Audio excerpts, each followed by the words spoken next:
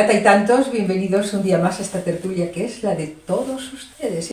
No hace mucho que las terapias destinadas a cuidar la salud mental estaban bastante estigmatizadas, pero hoy en día es bastante frecuente escuchar pues, a las personas decir, pues voy a terapia, pues mi terapeuta, a que el tema es interesante.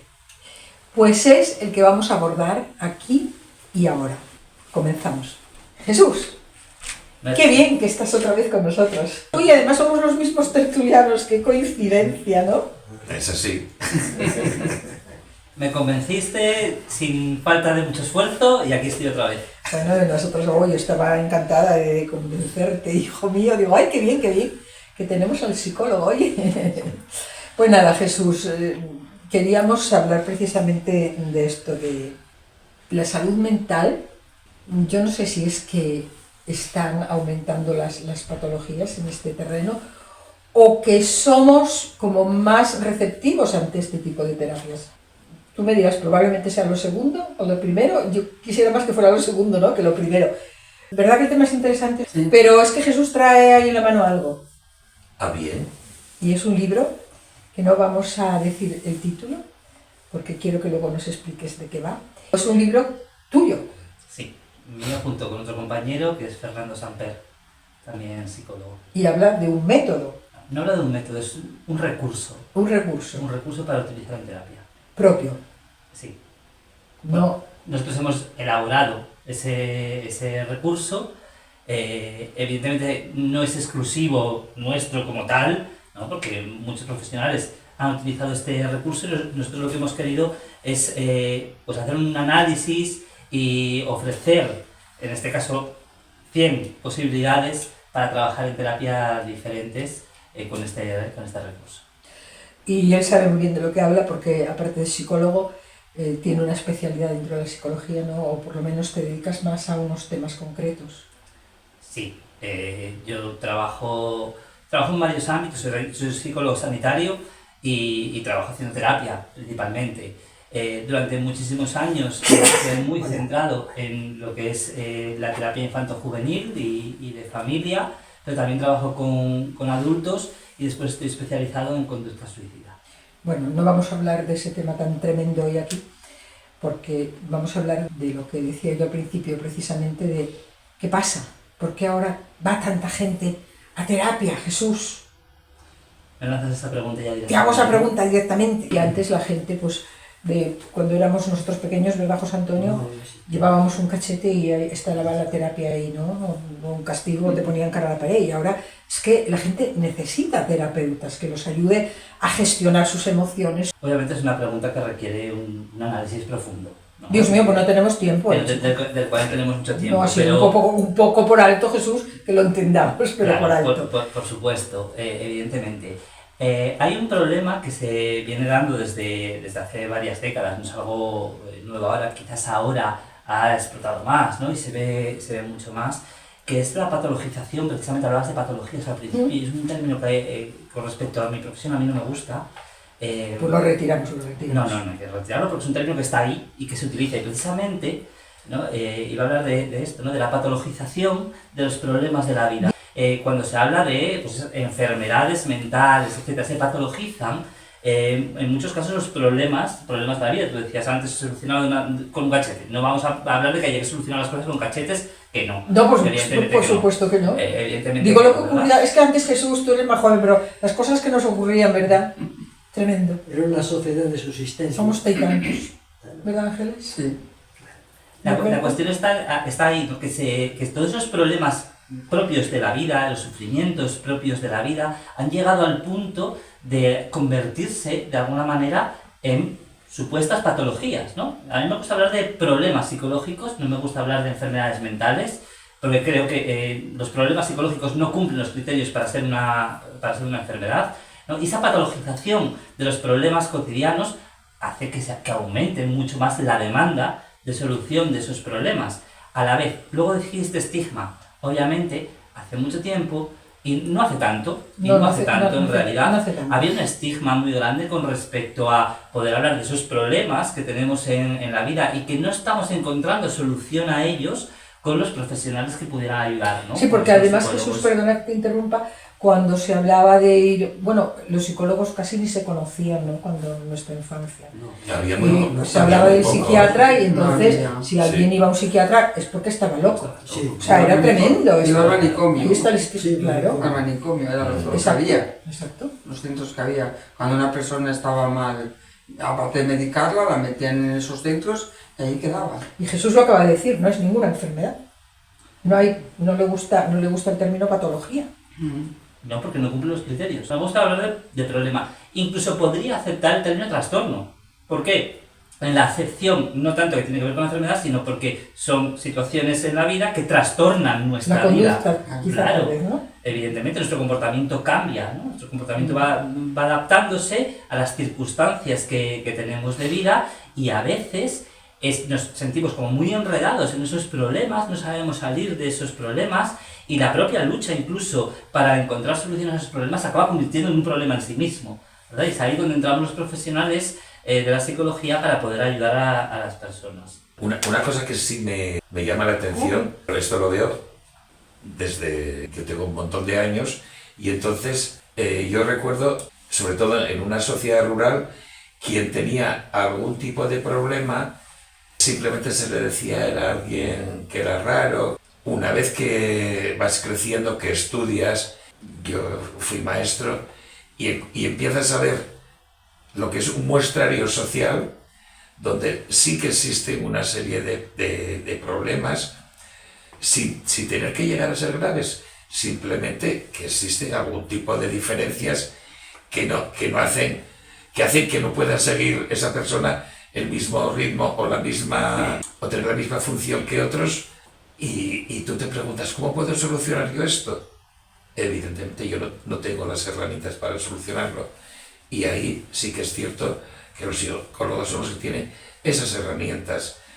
Y aunque durante una época estaba muy mal visto, porque quien hacía uso de la psicología, que iba a un psicólogo con la intención de un cambio positivo, pues era como alguien que estaba mal, cuando realmente, si nosotros en nuestra salud física vamos a alguien a que nos lo controle, cuando tenemos otro tipo de problemas, tendremos que ir a un especialista que nos ayude con ello, ¿no? Lo que decías al principio, ¿no? De que en una sociedad rural, por ejemplo, ¿no? Pues era el raro y estaba completamente integrado con los demás, simplemente tenía esa etiqueta, ¿no? Pero estaba integrado a nivel social, las personas ayudaban, etc. Y quizás a día de hoy, pero con un legado ya de mucho tiempo, y sobre todo en la sociedad occidental, en la ciudad principalmente, ¿no? Donde a esa persona que tiene un comportamiento que se sale de lo normativo en el sentido estadístico, principalmente, tendemos a apartarla, a ya tacharla de el enfermo, ¿no? Y esto lo podemos ver con muchísimos comportamientos, incluso llegando a comportamientos que a día de hoy hablamos de enfermedades, ¿no? Como puede ser tener alucinaciones, ¿no? En un momento determinado, donde en algunas sociedades, tribus, etcétera, y hace mucho tiempo también, pues igual esa persona que tenía ese tipo de problemática, que sufría alucinaciones, pues era venerada porque se suponía que hablaba con los espíritus, por ejemplo, ¿no? Entonces también tiene mucho de cultural, mucho de social, la forma en la que vemos esos problemas de la vida. Sí, no, es que estoy totalmente de acuerdo en que es eso. Para unos es un estigma positivo y para otros, en otros tipos de sociedad puede ser un estigma totalmente negativo. Comentabas, Merche, de esos problemas reales, y son problemas reales. Las personas tienen problemas y son muy reales. También a la vez, y sobre todo desde la psicología, debemos cuestionarnos cómo se han hecho reales esos problemas, ¿no? Y creo que esto es un planteamiento que tenemos que tener muy, muy presente, la manera en la que se han hecho reales, pero son reales. Las personas tienen problemas. Yo, por ejemplo, te hablo en primera persona. Yo tuve que llevar a mis hijos a un psicólogo hace 36 años, hace muchos años, y yo también incluso por la muerte en un atentado terrorista de mi marido. ¿Fue muy difícil? Pues sí, de aquella época estamos hablando de 36 años, no es como ahora.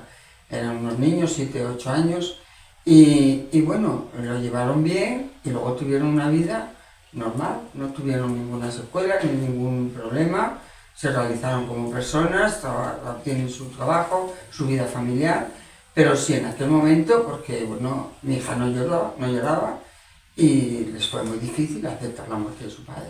Normal. Pues qué bien, y enhorabuena por haber tomado esa decisión de acudir a un profesional que os pudiera ayudar a todos como familia con una situación tan trágica como la que vivisteis. Sí. Así que enhorabuena por haberlo hecho. Que gracias a eso tal vez Jesús crecieron sin traumas, Pues sí.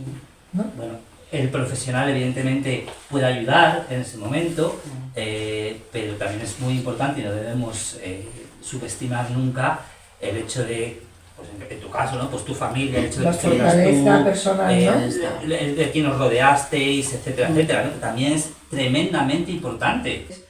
Hablamos un poco de que, bueno, la fortaleza de ellos también tenía La manera en la que lo mérito, afrontaban. ¿no? Que no solo era el terapeuta. Y entonces, os digo que a veces hay gente que esa fortaleza, o llámalo capacidad de gestión, lo que quieras, tampoco la tiene más débil que otros, ¿no? Pero fíjate cómo ahí el lenguaje es tremendamente O importantísimo, no me, ¿no? hables, no me digas a mí lo que es el lenguaje, tremendo. Claro, tremendamente Sí, importante, sí. ¿no? Entonces ya cuando decimos esta persona es débil, Hay que puntualizar. Sí, deberíamos puntualizar, ¿no? Y por eso a mí me gusta pensar más que es una cuestión de habilidades, y así lo afronto, de hecho, normalmente en consulta, ¿no? Ver qué habilidades tiene la persona para afrontar esa situación, ver qué habilidades esa persona necesita para afrontar, y por lo tanto me gusta pensar muchas veces en la consulta como un campo de entrenamiento, esas ¿Te habilidades. refieres a habilidades cognitivas? ¿A qué tipo de habilidades? Habilidades de afrontamiento, de resolución de situaciones, de resolución de problemas, habilidades interpersonales a la hora de relacionarse con los demás, habilidades de regulación emocional, por ejemplo, de tolerancia al malestar también, ¿verdad? ¿Esas habilidades se aprenden, Jesús? Esas habilidades se aprenden totalmente. Por tanto, un terapeuta es importante en estos casos.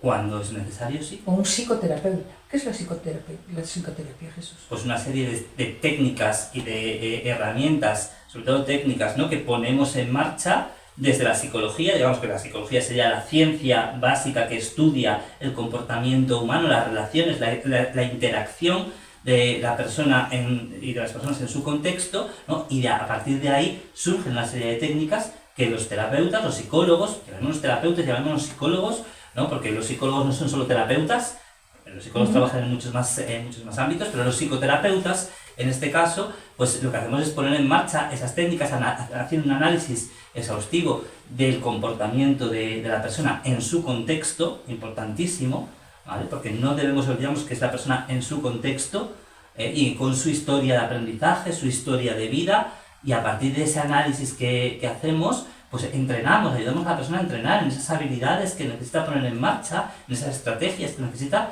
para manejar ese problema que está teniendo la persona. ¿Llegamos a aprender a controlar nuestra mente? ¿A no dejarla ir a su aire?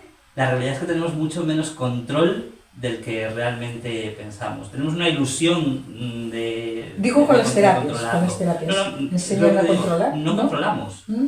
No aprendemos a controlar porque nuestro control es relativo. Evidentemente, tendríamos que hablar qué es eso de la mente, ¿no? Pero Buah, esto ya es otro Tendríamos que es- tener muchas charlas contigo, Claro, Jesús. utilizando el recurso de la mente y entendiendo la mente como una metáfora de nuestro comportamiento más privado, más esa relación que tenemos con nosotros mismos, ¿no? Tenemos control en el sentido de que a veces, pues, por ejemplo, si hablamos de pensar, ¿no? Podemos pensar activamente, ¿verdad? Y podemos hacerlo, pero en muchos otros momentos no lo hacemos de una manera activa. A veces el problema precisamente está en intentar controlar eso. El problema, ¿no? ¿Se imagináis que eso sí que es un problema? Que la Muchas veces el mente, problema está en el control. la mente nos hace la puñeta en el muchas intento de veces. control. Claro. Y ahí Yo tengo una pregunta. Adelante. ¿Cómo influye las tecnologías en el desarrollo, el exceso de tecnología en el desarrollo de los niños, puesto que ahora los niños y los jóvenes tienen un problema, parece ser, bueno, no es que parece ser, es que es real. ¿Cómo puede influir el exceso de la utilización de esas herramientas a esas edades. Ahora te voy a contestar muy brevemente porque eso es un tema para hablar de una tertulia entera. Sí, totalmente. Podemos Porque ahora, estar aquí hablando mucho claro, tiempo de porque esto. el tema de hoy era, pues, sí. ¿por qué ahora la gente acude tanto al terapeuta? ¿Qué pasa? Pero bueno, ahí... Que bueno, también puede haber, exacto, esa tendencia, que puede este ser un punto... Claro, les crea Sí. frustración y les queda ansiedad. Eran dos puntos. Sí, que sí, había. sí, es interesante. La frustración y claro. la ansiedad, ¿cómo se origina? Cuando tú te enfrentas a una realidad y no estás preparado para resolverla. Realmente, ¿no?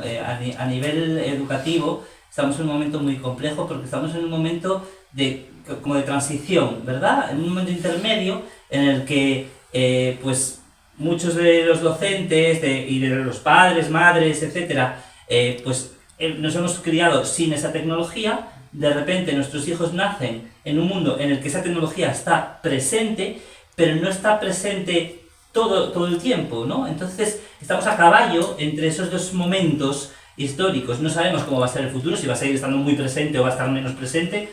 Bueno, el devenir que se está viendo es que va a estar más presente. Es un momento complejo ahora mismo, un momento de incertidumbre, y por eso también se generan más problemas, porque la incertidumbre, obviamente, el ser humano no la suele llevar demasiado bien. En casos de, por ejemplo, catástrofes, como pasó con el tren de Santiago, Sí. o el de La Andalucía, Mufa. o un atentado como el 11M, se pide ayuda a los psicólogos, a los terapeutas. Sí. Pero ¿quién les ayuda luego a ellos?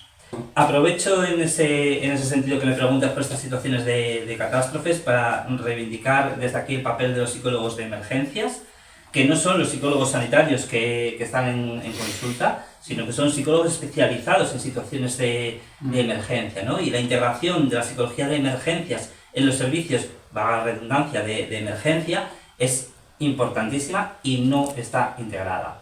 ¿Vale? Entonces eso es muy importante, que aquellos profesionales que acuden a ayudar en esas situaciones estén formados en psicología y entrenados en psicología de emergencia. Y luego está la cuestión de quién atiende también o quién presta ese servicio de apoyo a los intervinientes en la propia emergencia. No solamente los psicólogos, sino también fuerzas, cuerpos de seguridad, bomberos, otros sanitarios, etcétera, ¿no? Ahí es muy importante que todos esos profesionales pues, tengan una buena formación en cuestiones de autocuidado, pero el autocuidado es una cosa fundamental, pero también las redes de apoyo, que existan redes de apoyo entre profesionales. Lo que sí sabemos es que precisamente tener esa red de apoyo con otros profesionales, además de la parte familiar, que también apoye, evidentemente, la vida social, las condiciones de vida que pueda tener la persona, ¿no? Pero esas redes de apoyo entre profesionales y que tengan esos servicios de ayuda si lo necesitan también, es fundamental que así sea. Entonces, otros profesionales puedan ayudar a esos profesionales. Les anunciamos un tema y estamos convirtiendo el tema en una entrevista al psicólogo. Pero bueno, yo los dejo ir porque como todo es muy interesante, ¿verdad? Pero vamos a centrar el tema, si nos importa. Eso, decíamos que se va mucho ahora al psicólogo. ¿Va más gente mayor o va más gente joven, Jesús? ¿Es cuestión de cultura o es cuestión de la época actual? Si bien es cierto que lo grueso, yo creo, y esto desconozco la estadística exacta, la mayor parte de los consultantes que van al psicólogo pues rondarán la franja entre los 40 a 60. Sí es cierto que se ha visto un incremento en los últimos años de adolescentes en la consulta, ¿no? Y yo que trabajo mucho con el sector de los adolescentes y de los niños, sí que he visto ese incremento de una manera sustancial. También con un cambio en la manera en la que acuden a terapia, ¿no? Porque hace años pues prácticamente todos los adolescentes que venían obligados por sus familias, y a día de hoy son muchos los adolescentes que piden ellos esa ayuda también, lo cual está muy bien que así sea porque está desestigmatizado. Eso te iba a preguntar, si la desaparición del estigma tiene que ver con que acudan, no, porque problemas seguramente los hubo siempre. Vamos a mirar, podemos entrar en esto de voy al psicólogo porque me han dicho que todo el mundo tiene que ir al psicólogo y no sé para qué vengo, en realidad, ¿no? La psicoterapia que preguntabas antes tiene unos objetivos terapéuticos y esos objetivos deben estar claros. Uno no va al psicólogo porque hay que ir, simplemente. Estamos escuchando sin bobaros todos y aquí nadie dice palabra. Entonces yo lo que quería ahora preguntarles a ellos, que luego a ti como profesional evidentemente lo tuyo va a tener, perdonad, pues va a tener más peso, la respuesta del psicólogo que la vuestra. Pero ¿ante qué síntomas creéis vosotros o iríais vosotros a un psicólogo? Nunca me lo planteé. Nunca me planteé... ¿El por qué no? ¿O debes acudir? ¿O si debes nunca me planteé si debería de ir al psicólogo por algunas cosas. Sí que es... Mira, es a raíz de ver una película que me hizo mucha gracia. Yo tengo muchos TOCs. De eso creo que sabe Jesús. Tengo muchos TOCs. Y entonces, muchos los reconocí cuando vi la película. Entonces yo decía, ¿tendré que ir a un psicólogo a que me ayude a deshacerme de esos TOCs? Y justamente nada más me cogí por la solapa y me dije a mí mismo, a ver, esos TOCs molestan a alguien, te molestan a ti, pues déjate en paz. O sea, yo no sé si hay alguna cosa de las que yo hago, nunca lo pensé, realmente. Luego Jesús nos va a explicar lo que es un TOC. Pero me gustaría hacer un inciso Sí. con lo que dice Norbert. Y nos dices lo que es un TOC, de paso. Fíjate, precisamente, la cuestión está que dices, tengo muchos TOCs. Y yo al principio hablaba de esa patologización de los problemas de la vida, ¿verdad? Y hablas de TOCs. El TOC es un lenguaje clínico, es el trastorno obsesivo compulsivo. Pero se utiliza mucho, Pero es un lenguaje clínico que ha llegado a Sí. la gente, ¿no? Y que lo utiliza como si, con total normalidad.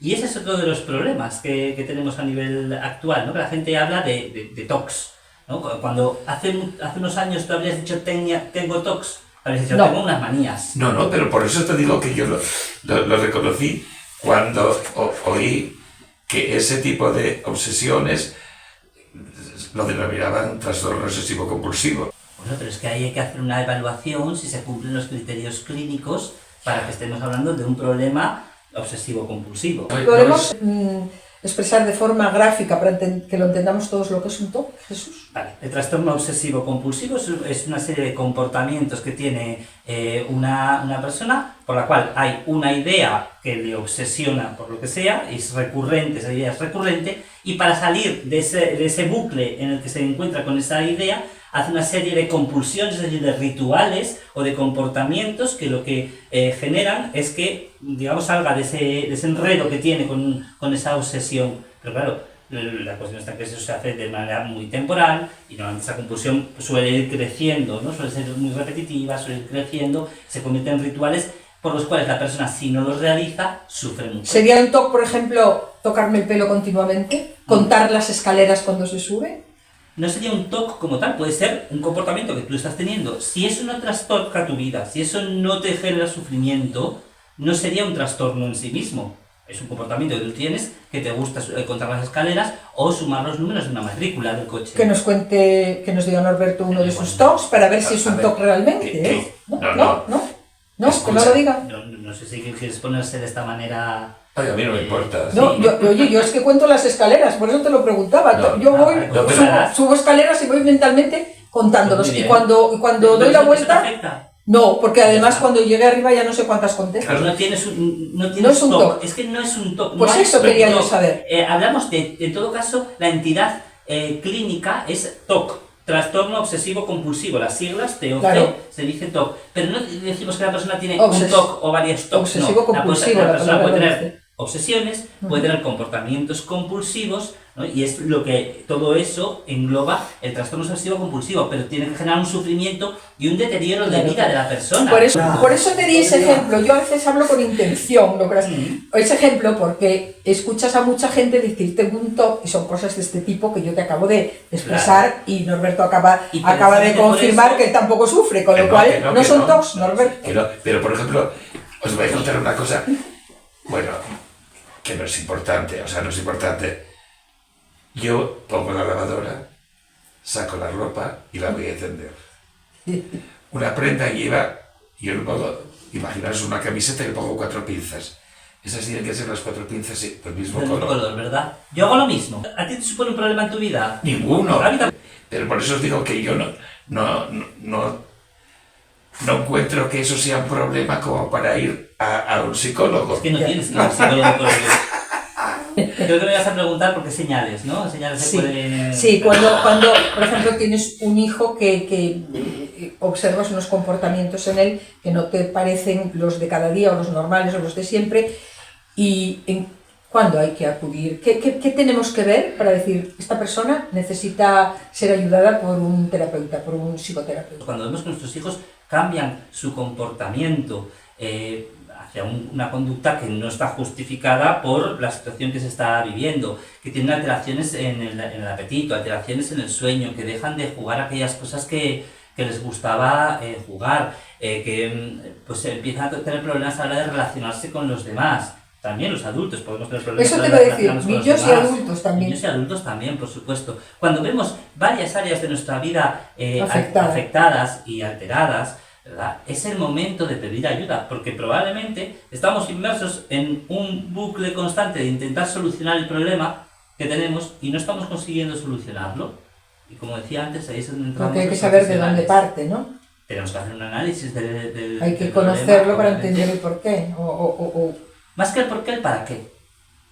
Es mucho más interesante desde ¿Sí? el punto de vista de la terapia estamos hablando, ¿vale? No de la psicología en general, sino de la terapia, conocer el para qué hacemos lo que hacemos mucho más que el por qué. Porque el por qué va a estar siempre dentro de la historia de vida de la persona. Y sobre su historia pasada poco podemos hacer. Y el para qué significa un futuro, ¿no? En cambio, el para qué cumple es la función que tiene ese comportamiento, ¿no? en la vida de la persona. Y por lo tanto, si transformamos la función o buscamos comportamientos alternativos a ella, es lo que nos va a ayudar a la hora de trabajar en terapia. Entonces, buscamos mucho más el para qué que el por qué. ¿El por qué? Fíjate, te pongo un ejemplo muy sencillo con un problema, digamos, típico, ¿no? Que puede ser una fobia. Imagínate que tú tuvieras fobia a los perros. Y yo estoy contigo en terapia, indagando, intentando buscar, pues, qué situaciones has vivido tú con perros, que te hayan podido generar ese miedo a los perros que te hace cruzar de acera cuando ves un perro, controlar cuando suben y bajan los vecinos que tienen perros en el ascensor para no salir tú al portal, ¿verdad? Ir caminando siempre alerta, etcétera, etcétera. Y resulta que encontramos que has vivido una serie de situaciones X e Y, ¿no? Que puedan medio explicar ese miedo que tienes a los perros. ¿Hemos solucionado de alguna manera tu miedo a los perros? No, Creo que no. no se soluciona así. El por qué puede ser interesante y a veces sí es cierto que debemos indagar, explorar. Es importante conocer la historia de vida de las personas para entender mejor el problema, ¿no? El contexto en el que se viene dando ese problema. Pero la clave del cambio está en la función, está en el para qué. ¿Ya vosotros sabríais a dónde nos lleva el para qué? Yo no, ¿vosotros? Para poder modificar, para poder cambiar ese comportamiento. Pues ya está. Qué fácil parece, ¿verdad? Y qué difícil Pero no lo es. Claro. Qué fácil parece y qué difícil es. Hablamos de la psicoterapia, pero hay algo a lo que llamas en este libro psicosecuencia. Psicosecuencias. Yo no tengo ni idea. ¿Qué es el título? Es el título Es el título de este libro. Muéstralo, Jesús. Este libro, que explícanos un poquito de qué va. Pues como decía, Psicosecuencias es un libro que hemos escrito mi compañero Fernando Samper y yo mismo, y que tiene como subtítulo 100 recursos de cine y series para trabajar en terapia. Si bien es cierto que hay mucha literatura con respecto al uso del cine a nivel psicológico, pues a través de hacer cineforums, de ver una película completa y analizar la película, incluso hay muchos libros en los cuales se analizan películas para explicar problemas, etcétera, etcétera. Nosotros lo que hemos querido hacer es llevar esto a la propia consulta, pero no con una película completa, sino utilizando secuencias. Utilizando secuencias de esas películas, cortes breves de esas películas que puedan servirnos como ejemplo o bien de lo que le está pasando a la persona y que pueda verse reflejada, como ese espejo en el que uno puede verse reflejado, ¿no? Y muchas veces, si lo veo con perspectiva, pues igual puedo entender mejor también lo que me está sucediendo. Otras veces como una metáfora también de lo que le sucede a la persona, que nos ayuda mucho a comprenderlo mejor también. También como ejemplos que podemos tomar de lo que podemos hacer o de lo que no. Porque cuando vemos que a un personaje determinado, pues comportarse de ese modo le ha servido para conseguir aquello que necesitaba, pues igual nosotros podemos aprender de ello, pero también podemos aprender de lo que no hay que hacer, obviamente. Entonces hemos seleccionado 100 secuencias de películas que comienzan, además tiene bueno, pues un abanico muy amplio, porque comenzamos con Ciudadano Kane. Hombre, Comenzamos con Ciudadano Kane y terminamos en algo más moderno, como es Física o Química, el reencuentro, ¿no? Es la última secuencia que tenemos, que están todas ordenadas de manera temporal, donde hay diferentes géneros para que podamos los terapeutas buscar aquel género que pueda encajar con la persona, y luego en cada secuencia pues podemos ver una explicación de la misma, podemos ver qué objetivos se pueden trabajar en terapia a través de ella, incluso también las dificultades que se pueden encontrar los terapeutas a la hora de trabajar con esa secuencia. Decía al principio, no es algo que nos hayamos inventado como tal, porque claro, el recurso de utilizar el cine en terapia ya estaba, pero sí lo que hemos hecho es crear este concepto de la psicosecuencia, ¿no? Como estos pequeños cortes. Es la diferencia principal que tenemos con respecto al uso de películas completas, que es lo clásico que se ha venido utilizando. esto, digamos, es de lo que trata el libro. Que no te gusta llamar pacientes, entonces, ¿cómo podemos llamar a una persona que va a una consulta de un psicólogo? Si no es un paciente, ¿cómo lo llamamos? Hay muchas maneras. Dentro de la propia psicología, cuando se intentó desestigmatizar un poco este término de paciente, porque está muy relacionado con el concepto de enfermedad, con un lenguaje más médico, ¿no? Se empezó a utilizar, sobre todo en determinadas escuelas psicológicas, el término cliente, no dejan de ser clientes que acuden a la consulta. Actualmente se utiliza mucho el término consultante, ¿no? Alguien que acude a una consulta, pues es un consultante de enfermedad. Pues nada, chicos, esto es un libro, ahora os iba a decir que si podéis preguntarle lo que queráis, pero es que vamos a decir que Psicosecuencias es un libro que, bueno, Psicosecuencias, 100 recursos de cine y series para trabajar en terapia, de Fernando Samper y Jesús Rivero, que está aquí a nuestro lado. Puedes decirnos dónde pueden encontrar este libro, Jesús, porque además estás presentándolo por España. Lo presentas en Madrid. Principalmente. Se presentó en Córdoba inicialmente, se presentó en Asturias. Y ahora lo presentarás en... Como decía, se presentó en Oviedo, se presentó en Gijón, y ahora se presentará en Madrid. Una presentación en la librería 8 y medio, que es una librería especializada en cine, y también en el Colegio de Psicología de Madrid. Esto de momento. Esto de momento. Y después vete tú a saber, porque parece que está teniendo éxito, ¿no? El libro. Enhorabuena. Y ahora sí, Norberto, tú... Bueno, vosotros, lo que queráis preguntarle sobre esto, porque ya vamos, yo creo que está el tiempo ya a punto de tomar. La portada es muy ilustrativa, ¿eh? Es la primera vez que oigo lo de psicosecuencias. Es un término inventado por nosotros. Yo también. Me parece maravilloso porque a mí me gusta mucho el cine y sí que es cierto que muchas veces encuentras secuencias, vamos, que te las puedes poner... Aplicar, ¿no? Que te las puedes vestir, sí, o salir corriendo de ellas. Me parece genial. No tenía ni idea de qué trataba. Vamos, yo me lo voy a apuntar. Y llega algún momento... ¿Dónde se puede adquirir este libro? Principalmente en la página web de la editorial, Sara Ediciones, ¿vale? También está a la venta en Amazon, principalmente en estos dos sitios. Las secuencias las tienes en el libro, están todas las secuencias. Además, puedes encontrar películas, puedes encontrar de los Simpsons también. Tenemos mucha... Se nos nota la edad, ¿no? Y tenemos mucha cultura pop, noventera, 2000era, muy millennial, sí, aquí también. Y en cada una de estas secuencias pues nos encontramos pues, una ficha de la película con su portada y luego todo el análisis de cada una de ellas. Bueno, pues ahora terminamos y va a ser con una pregunta para ti concretamente, Jesús, bueno, como profesional. Porque empezábamos la tertulia diciendo pues que los casos de terapias con psicólogos y psiquiatras van a más, cada día hay más gente que necesita o pide ayuda a un terapeuta, a un psicoterapeuta. Y yo me imagino que al aumentar tanto, al conocer tantos casos probablemente diferentes, aunque estén todos dentro de esa clasificación que manejáis, ¿hay algún reto para el futuro? ¿Qué desafíos, si es que hay alguno, con qué desafíos os encontráis los terapeutas, los psicoterapeutas? A ver, el principal desafío que nos encontramos es precisamente que, aunque existan clasificaciones diagnósticas, cada caso es totalmente diferente.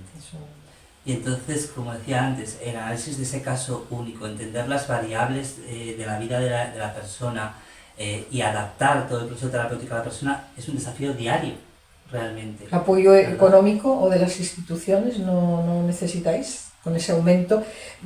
Apoyo financiero, quiero decir. En todo caso, pues el aumento de plazas para la sanidad pública, de los psicólogos en la sanidad pública, pues es algo tremendamente importante para que los psicólogos que trabajan en la sanidad pública puedan dar una atención de mayor calidad también, ¿verdad? Y que no tengan esas listas de espera, dar citas con tantísimo tiempo. Es que aquí se comentaba en alguna otras. ocasión, ¿verdad, Ángeles, que en la seguridad social apenas hay psicólogos? Hay muy pocos. Debería haber más. En la Debería haber pública. más a día de hoy para dar salida a toda esa problemática que estamos viviendo, ¿no? Y esa demanda de ayuda que está habiendo, y a la vez se debería de trabajar a nivel general, a nivel social, a nivel político, en entender qué situación de esta sociedad del bienestar en la que estamos, o supuestamente estamos, y es cuando más problemas psicológicos tenemos, cuando se supone que mejor estamos, urbana. ¿verdad? Y urbana. Claro. ¿Qué problemas estructurales está habiendo que también mantienen o incluso generan en muchos casos esos problemas psicológicos que nos encontramos en la consulta? Entonces también habría que hacer ese trabajo preventivo ahí. Pues sería interesante. Sí. Gracias, Jesús, muchísimas gracias por esta segunda visita a nuestra tertulia, que hoy se convirtió, ya lo hemos visto, en una visita al psicólogo, pero que estamos todos seguramente muy contentos porque fue muy interesante, ¿verdad? Sí, Sí, ¿Eh? sí, no, muy bien, muy bien. Pues esperamos que... ¿Sí? No, yo iba a agradecer también que contarais conmigo. No. Evidentemente hoy hemos hablado de un tema que yo entiendo y controlo mucho más que el tema del periodismo, que estuve súper cómodo en aquella ocasión, ¿verdad? En aquella ocasión estuve muy cómodo, también hablando de ese tema. Bueno, es que la psicología está todo, está en todo. Comportamiento humano, ¿no? Están en todas las facetas de la vida, entonces claro, pues te llamamos a uno de periodismo, igual otro día te llamamos a otro de baile. Pues estupendo, Porque el bailar es estupendo, ¿verdad? Es fantástico. Claro. Bueno, pues nada, que esperamos que ustedes, sí, al que le guste bailar. Yo creo que hay mucha gente a la que le gusta bailar, ¿no? Por lo menos la música. ¿Sí? ¿Ves? Aquí somos todos muy bailongos. Yo te conocí bailando. Es curioso. Pues no es que bailaba con él de pareja, que es mucho más joven que yo, ojito, no, pero en un sitio donde se bailaba, en unas clases de baile. Pues nada, que esperamos que para ustedes también haya sido muy, muy interesante, como lo fue para nosotros este ratito de charla con Jesús Rivero, psicólogo, al que agradecemos muchísimo que haya estado aquí. Hasta la semana que viene.